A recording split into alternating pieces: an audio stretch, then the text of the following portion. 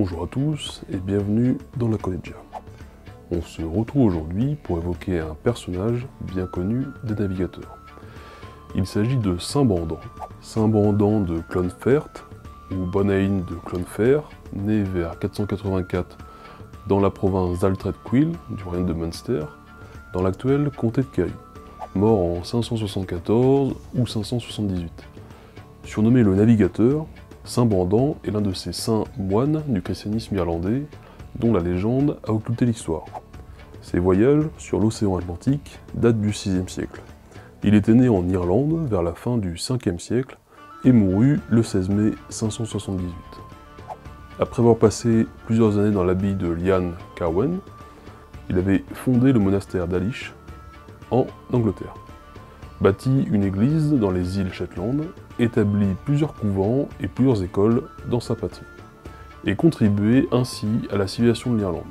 Sigisbert de Gembloux, qui vivait au XIe siècle, peut être considéré comme le premier biographe qui nous ait transmis la tradition de Saint-Brandan. Au VIe siècle, en ces temps de confusion et de combats interminables, un moine nommé Térébinthe avait quitté l'Irlande pour chercher sur le vaste océan l'île des Saints-Délices, où régnait une paix éternelle. Saint-Brandan fut pris du désir de suivre son exemple et d'atteindre comme lui la terre des saints ou l'île des bienheureux. Pour accomplir ce voyage aventureux, il fait construire 3 esquives d'osier revêtues extérieurement par des cuirs de bœuf solidement façonnés, revêtus de goudron et de suif. Cette petite embarcation pourrait s'apparenter à un coracle. Il s'agit d'un bateau léger des côtes ouest de l'Irlande. Il se manœuvre aux avirons par 2 ou 3 rameurs. Il devait supporter 1 ou 2 mâts et des voiles. Lesté d'une grosse pierre, il aurait servi notamment à transporter les moines évangélisateurs irlandais vers l'Europe, au 5e et 6e siècle, en particulier vers l'Armorique, devenu depuis lors la Bretagne, d'où les légendes des saints bretons venus d'Irlande et de Grande-Bretagne sur leurs vaisseaux de pierre. 17 religieux composaient l'équipage de cette flottille pacifique, et parmi eux était le grand Maclovius, dont la tradition a fait plus tard Saint Maclou, ou si l'on préfère, Saint Malo. Si nous suivons l'itinéraire de la légende, Brandan se dirigea vers l'océan et arriva devant un rocher que les gens appellent encore aujourd'hui le Saut de Brandan. Le père abbé fit le signe de la croix, les moines dressèrent le mât et tendirent la voile. Le bateau s'éloignait de la côte, la quête commençait.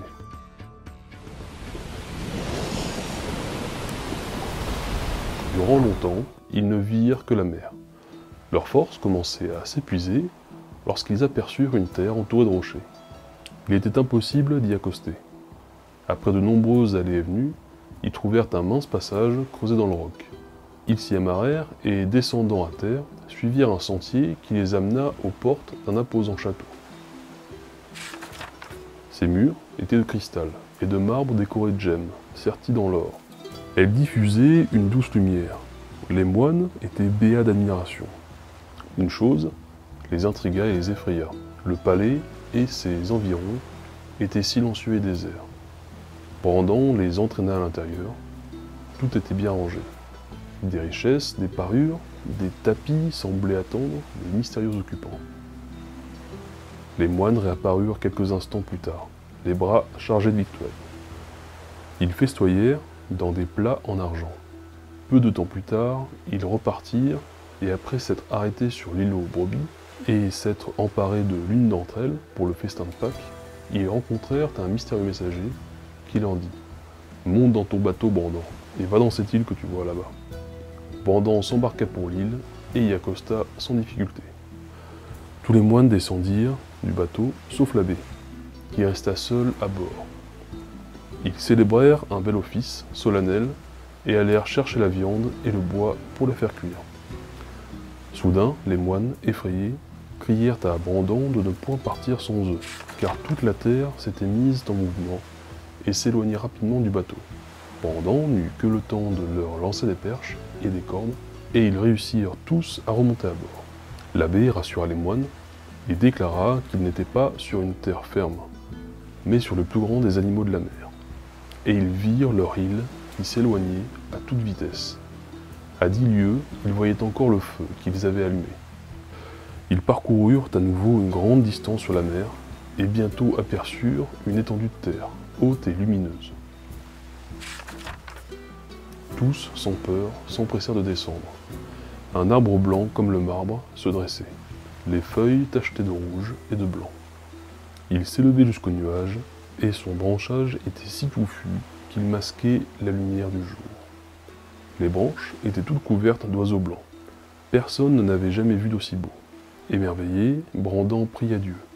Aussitôt, un oiseau descendit et dit au Père : « Nous sommes des anges et habitions au ciel, mais nous étions au service de l'orgueilleux et avons continué à le servir lorsqu'il est devenu le traître. Voilà pourquoi nous avons été chassés du royaume de Dieu. Nous n'étions pas coupables, et Dieu nous a accordé ce répit. Notre seule punition est de ne plus vivre dans sa gloire. » L'oiseau regagna alors le sommet de l'arbre. À la tombée du jour, tous les oiseaux se mirent à chanter une mélodie puissante et mélodieuse. Les moines se remettent en route, et après avoir atteint l'île d'Albe, où ils se reposèrent, firent voile vers l'horizon. Ils cinglèrent très longtemps. Soudain, l'eau s'épaissit comme un marécage. Les rames se firent enlacer par des algues. Heureusement, un vent puissant, envoyé par Dieu, leur vint en aide, et ils aperçurent enfin un rivage. Une rivière à l'eau claire les approvisionnant en poissons. Brandan dit à ses moines de ne point boire sans modération. Sans écouter le conseil de l'abbé, ils burent à leur soif en cachette. Peu après, le sommeil les gagna. Ils s'étendirent sur le sol et s'endormirent. Les uns pendant un jour, les autres 2 ou même 3 jours de suite.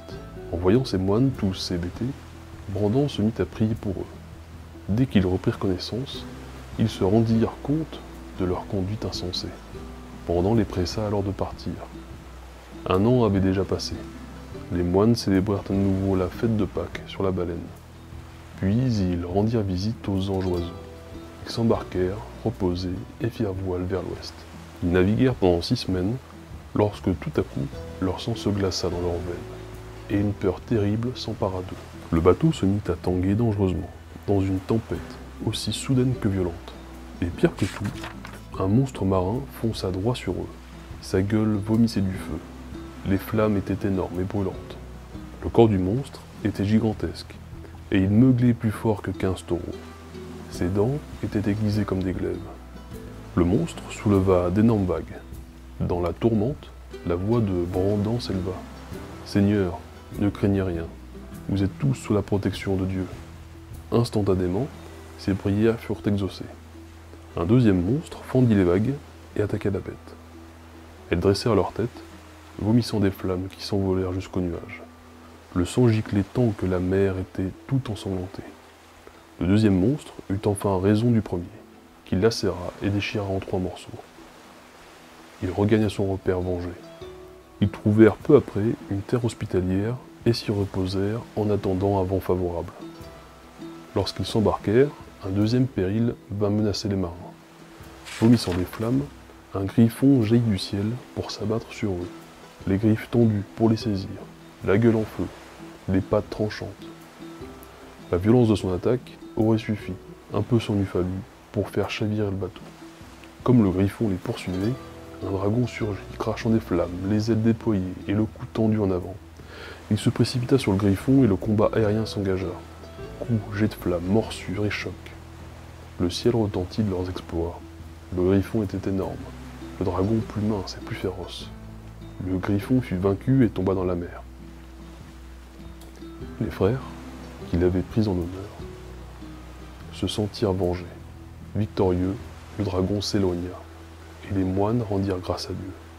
Ils continuèrent leur route, sûrs d'être dans la main de Dieu.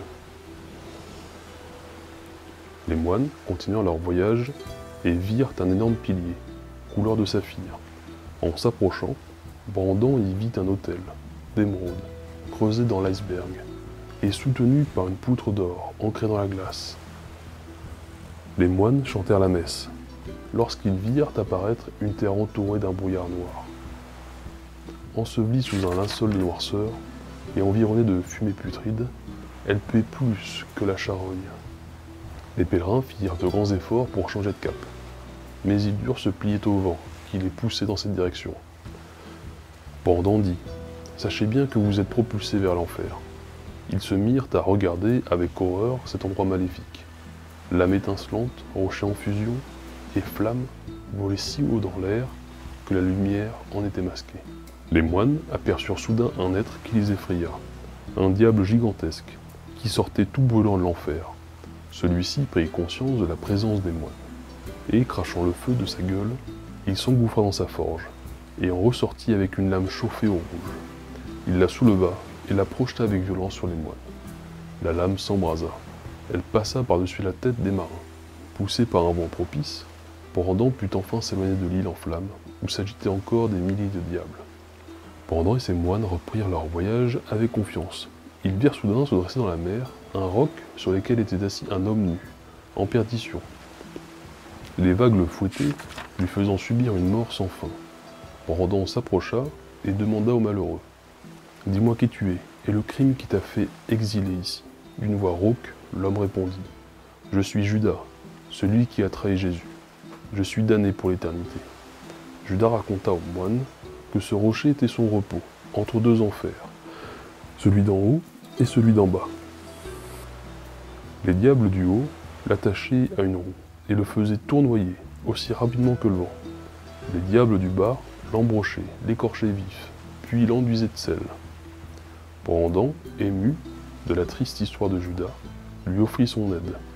Lorsque 1000 diables surgirent pour tourmenter le pauvre R, l'abbé s'interposa et lui offrit ainsi une nuit de repos dans l'infinité de ses tourments.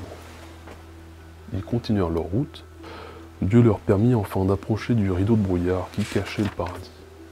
Ils avancèrent prudemment, et peu à peu, le nuage se déchira, et un passage étroit s'ouvrit. Au bout de 4 jours, le brouillard se dissipa. Ils arrivèrent en vue du paradis. Ils virent d'abord un mur plus blanc que neige, parsemé d'or, de topaz, d'émeraude et de sardoine. La mer clapotait au pied des montagnes de marbre. Plus haut se dressait une montagne d'or pur, au sommet de laquelle se trouvait le jardin du paradis. Les moines mirent le cap sur l'entrée. Elle était très difficile à franchir, car des dragons en gardaient l'entrée. Et au-dessus de la porte était suspendu un glaive, qui se balançait et tournoyait. Les moines virent alors venir à eux un jeune homme d'une grande beauté. C'était le messager de Dieu qui leur donna l'ordre d'accoster. Ils entrèrent, en sa compagnie, dans la gloire du paradis. Un grand merci pour avoir suivi cet épisode. On se retrouve bientôt pour de nouvelles aventures et découvertes. N'hésitez pas à commenter et vous abonner. A bientôt et bonne route sur la voie.